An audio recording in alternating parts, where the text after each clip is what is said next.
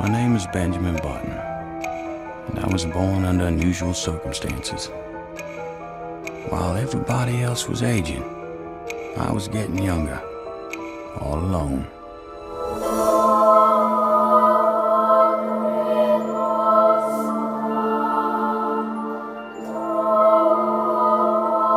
In August 2005, an elderly woman named Daisy is in the hospital, knowing she doesn't have much time left. Despite her pain, she hears the sound of a train and begins telling her daughter, Caroline, the story of how the station was built back in 1918. After losing his son in the war, a blind clockmaker poured all his energy into crafting a magnificent clock, which was unveiled at the station on its inauguration day. However, when the clock was revealed, everyone was shocked to see that it ran backward. The clockmaker explained that he had designed it that way as a memorial for those who had lost their sons in the war, so they could dream of seeing them return. After that day, the clockmaker was never seen again. Daisy then asks Caroline to retrieve a specific diary from her bag and read it aloud. The diary belongs to Benjamin Button, and its first entry, dated 1985, states that sharing his story is his eternal wish. It all begins in 1918, right after the end of World War I. While people celebrate in the streets, Thomas rushes home to check on his wife, who tragically dies after giving birth. When Thomas looks at his newborn son, he is horrified by what he sees. In a panic, he grabs the baby and runs out of the house. As the baby cries relentlessly, Thomas reaches the river, contemplating drowning him. However, a police officer spots him, forcing Thomas to flee. He runs as fast as he can, hiding in a dark alley where he notices a charming house. Desperate, he leaves the baby on the doorstep along with all the money he has in his pocket. As Thomas disappears into the night, a couple steps outside and accidentally treads on the bundle, causing the baby to cry. Queenie, the woman, unwraps the blanket and is shocked to see an infant who looks like an old man. Her boyfriend suggests taking the baby to the police, but Queenie picks him up and carries him inside, hiding him in a drawer in her room. She then calls a doctor who examines the child and discovers multiple health issues, nearly blind due to cataracts, suffering from arthritis and osteoporosis. The doctor predicts the baby won't survive for long. However, Queenie believes the baby is a miracle and decides to keep him. She introduces him to the residents of the retirement home where she works, telling them his name is Benjamin and that he is her sister's child. The elderly residents, unbothered by his unusual appearance, find him endearing. Contrary to the doctor's expectations, Benjamin proves to be strong and does not die. As the years pass, his body grows, though he still looks like an old man.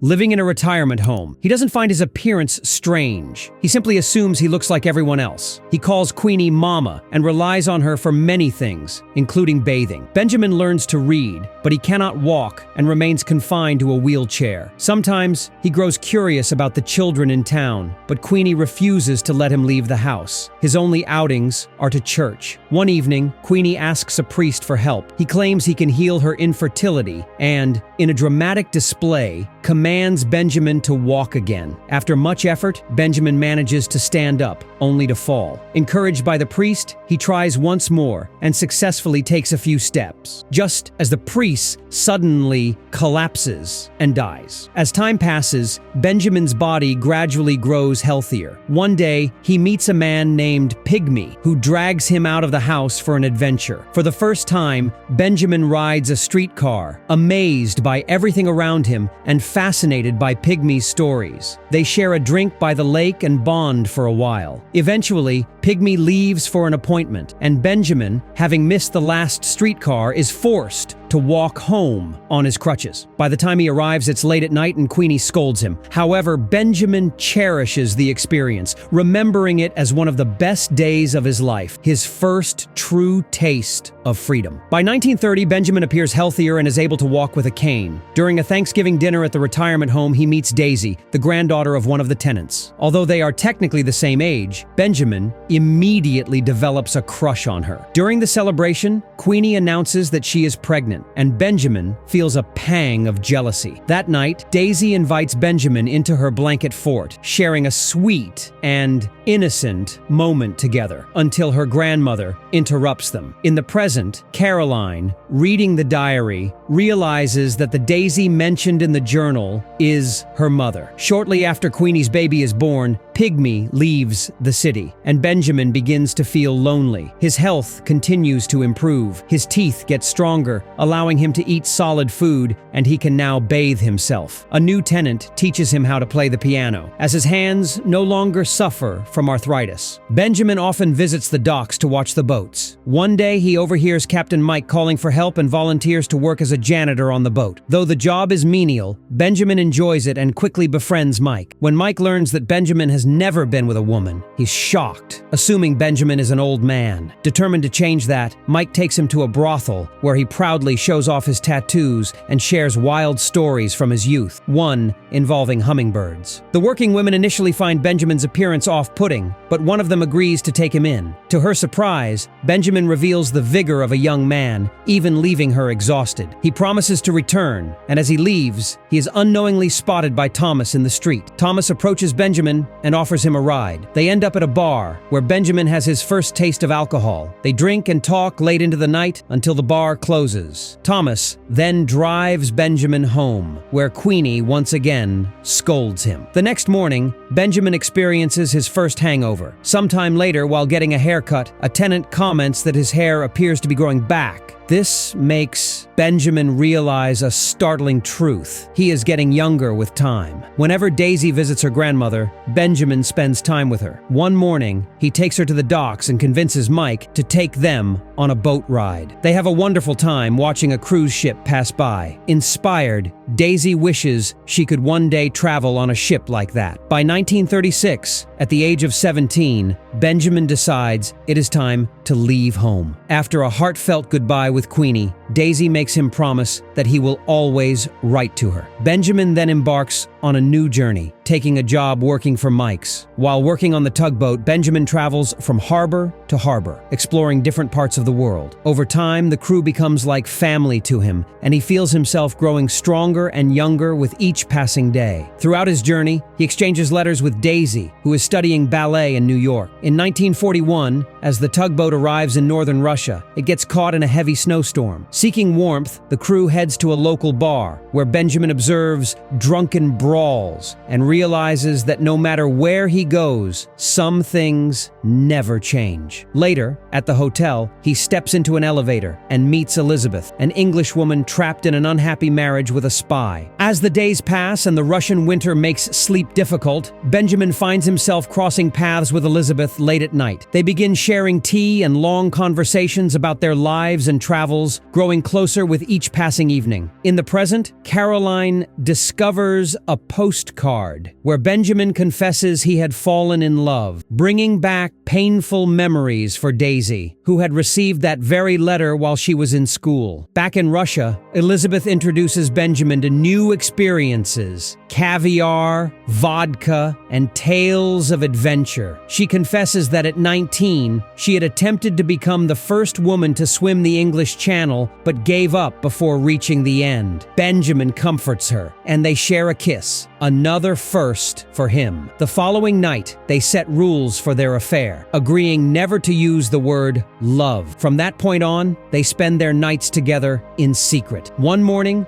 Benjamin comes downstairs only to find that Elizabeth has disappeared without a word. That same day, Mike announces that Japan has bombed Pearl Harbor and that their boat has been recruited by the U.S. Navy to assist in the war effort. With the cook quitting to be with his wife, Benjamin takes over his duties in the kitchen. Later, he finds a short note left behind by Elizabeth, which simply reads, "It was nice to have met you." During the war, the tugboat's main role is towing damaged ships and scrap metal, keeping them away from battle zones. A soldier is assigned to watch over the crew, and Benjamin enjoys hearing his stories. One night, the soldier entrusts Benjamin with all his money, asking him to send it to his wife if anything happens to him. That same night, they hear a distant bell and see flames on the water. An enemy torpedo has split a transport ship carrying over 1,000 men. As Benjamin's tugboat arrives at the scene, an enemy submarine lurks nearby. Without hesitation, the crew engages in battle. The soldier fights bravely, and the boat rams into the submarine, sinking it. However, victory comes at a heavy cost. Almost the entire crew, including Captain Mike, is fatally wounded. As he takes his last breaths, Benjamin watches helplessly. The next morning, Benjamin is rescued by Allied forces. As he tosses a lifebuoy into the sea, a hummingbird suddenly appears. Something almost unheard of in the middle of the ocean. Remembering how much Mike loved hummingbirds, Benjamin takes it as a sign. He later ensures the soldier's money is sent to his wife, honoring his final wish. In 1945, at the age of 26, but appearing closer to 50, Benjamin returns home to Queenie. He is reunited with his adoptive mother and meets his younger sister, now a teenager. However, he also learns that Queenie's longtime partner had passed away months earlier. Settling back into life at the retirement home, Benjamin finds solace in playing piano for the elderly residents, many of whom he still remembers. One morning,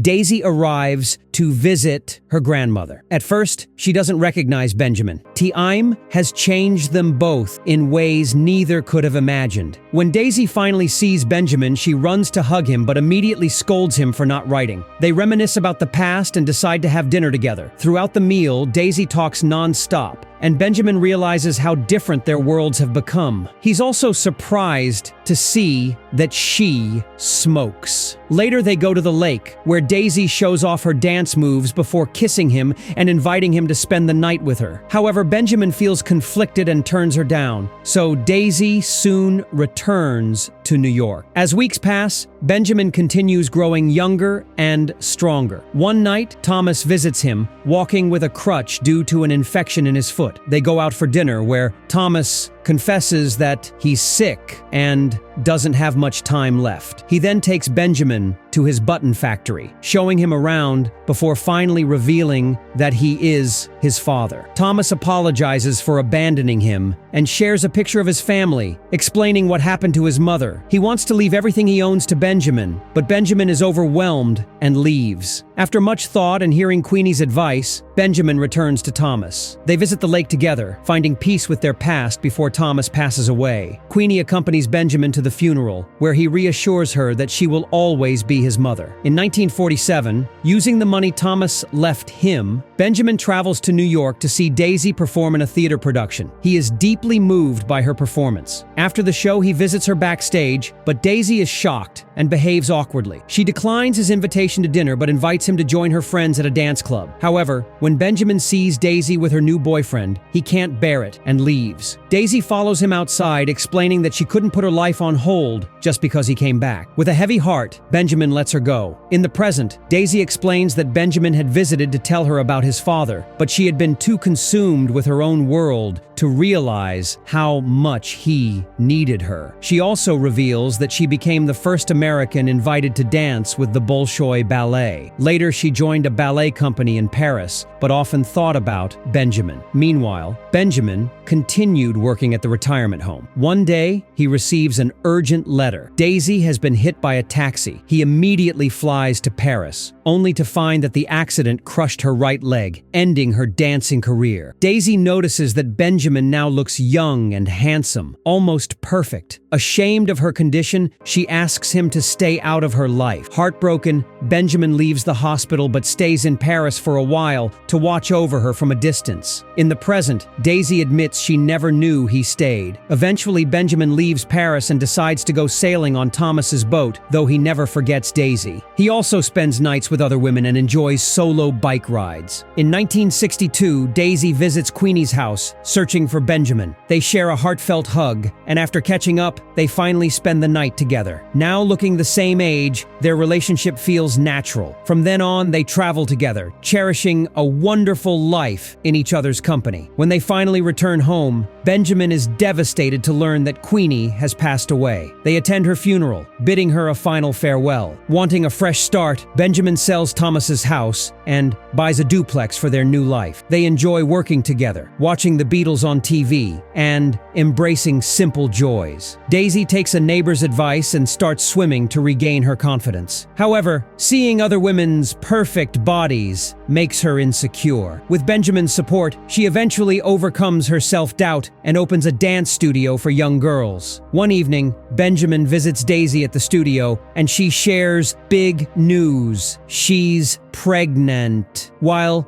Daisy is overjoyed, Benjamin has mixed feelings, fearing the baby might inherit his condition and that he won't be a capable father as he continues aging in reverse. One night, while watching TV, Benjamin sees that Elizabeth, now 68, has become the oldest woman to swim the English Channel. A few months later, Daisy gives birth to a healthy baby girl, whom she names Caroline, after Benjamin's birth mother. In the present, Caroline realizes Benjamin was her real father. Overwhelmed, she leaves the room for a smoke, but a nurse scolds her and sends her back. As baby Caroline grows, Benjamin becomes increasingly worried about his condition. He tells Daisy that when the time comes, she should find a real father for their daughter. He even insists on leaving before Caroline is old enough to remember him, not wanting to break her heart. Daisy protests, but Benjamin argues that she can't raise both him and their daughter. After Caroline's first birthday, Benjamin sells all of Thomas's properties and puts the money in a savings account for her. Then, without saying a word, he leaves in the middle of the night. In the present, Caroline discovers a collection of postcards from Benjamin, one for each of her birthdays, apologizing for his absence. Meanwhile, Benjamin spends years traveling, taking on various jobs, and experiencing life to the fullest. One night he visits Daisy's dance studio, now looking like a man in his 20s. Daisy introduces him as an old friend in front of Caroline, who doesn't recognize him. The moment is interrupted by Daisy's husband, who, sensing the awkwardness, politely takes Caroline away. Daisy notices how young Benjamin looks and admits he was right. She wouldn't have been able to raise both him and their daughter. She then leaves with her family, seemingly saying goodbye for good. However, later that night, Daisy visits Benjamin at his hotel, and they share one last passionate night together. In the present, Caroline realizes she had unknowingly met her father that night. On the news, Hurricane Katrina is approaching. A nurse tells Caroline they can evacuate, but she chooses to stay, knowing Daisy doesn't have much time left. Daisy continues her story. After Caroline's stepfather passed away, she received a phone call. Child Protective Services had found Benjamin living in an abandoned building in New Orleans. His journal contained her name and address, leading them to contact her. When Daisy visits the retirement home where he's been placed, she finds Benjamin as a child. He has signs of dementia and doesn't remember her, yet she still feels an unbreakable bond with him. Over time, she visits frequently, watching his mind deteriorate further. He becomes a difficult child prone to tantrums and climbing on the roof. As Benjamin regresses into a 5-year-old,